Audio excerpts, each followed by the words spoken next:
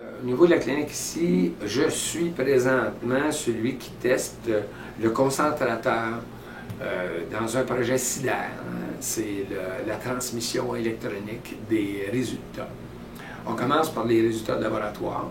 Évidemment, c'est un projet qui prend tous les Laurentides et qui est mené par le département régional de médecine générale. Parce qu'il y a 7 CSS, 6 hôpitaux, alors et un grand territoire.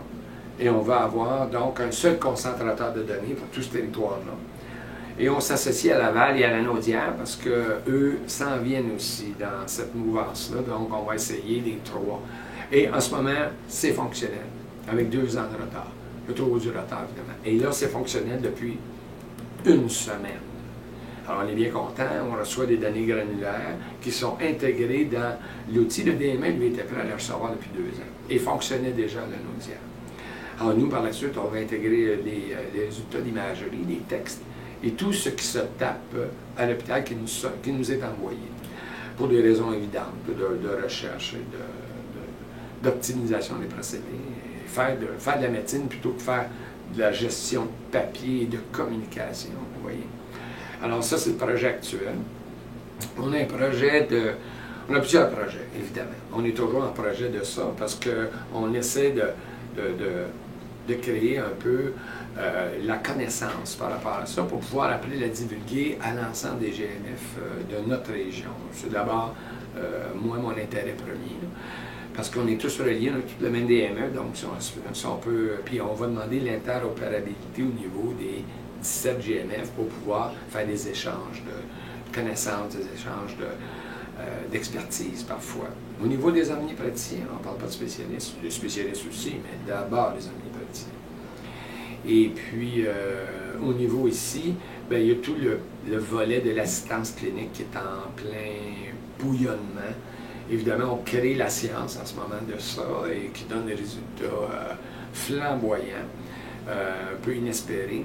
Donc, l'utilisation du DME avec l'assistance clinique, là, et bientôt, les deux ensemble font que vous avez de l'accès optimisé, l'open access, parce que vous avez tellement plus de disponibilité clinique que les gens qui se présentent à la porte sont rarement refusés, à cause qu'on a le temps clinique à leur accorder. Puis on en est là. Évidemment, on voudrait faire de la télémédecine rapidement. L'outil est prêt à ça. Alors, vous imaginez mes patients à domicile, mes patients en longue durée. Moi, je suis ici, puis un de mes patients tombe en longue durée.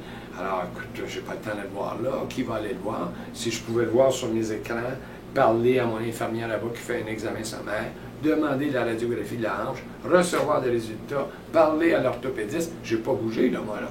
Tout ça à l'intérieur d'1 heure. En continuant de voir mes patients ici, bien, écoutez, j'ai un de mes patients, moi, c'est pas plus forçant, là. J'ai pas vraiment travaillé tant que ça. J'ai fait quelques petits gestes, là, tout se fait. Et j'ai aidé cette dame-là qui est tombée de son lit, alors qu'on l'a remis dans le lit, mais là, il faut quelqu'un la voir, puis on a beaucoup de difficultés au niveau de la longue durée. Je parle même pas des visites à domicile ici l'hiver, avec la neige qu'on a, les grandes distances. La plupart de mes patients avec ambulation difficile ne sont pas capables de venir me voir. Moi, si je vais les voir à 60 km d'ici, que je reviens, bien, je vais congédier les 40 patients, les 30 patients que je vais voir dans la journée pour leur dire, bien, désolé, je vais aller à domicile là-bas si la route est fermée, les conditions sont fermées, alors qu'elle a une infirmière tout près, ce qui pourrait aller la visiter. Alors, c'est un peu les projets qu'on a peut-être pour les 3 ans, essayer d'avoir la consultation à distance de base, pas des échographies cardiaques qui viennent de Blanc-Sablon, un examen de base de quelqu'un avec un diabète, une hypertension et une maladie pulmonaire qui est à la maison et qui a des difficultés à se déplacer. On ne parle même pas des urgences qui pourraient être aidées grandement au niveau des cubicules, avec nos patients qui sont là, par nous, que je sois à domicile ou ici, avec un outil intégré, tout ce qu'il y a de plus simple.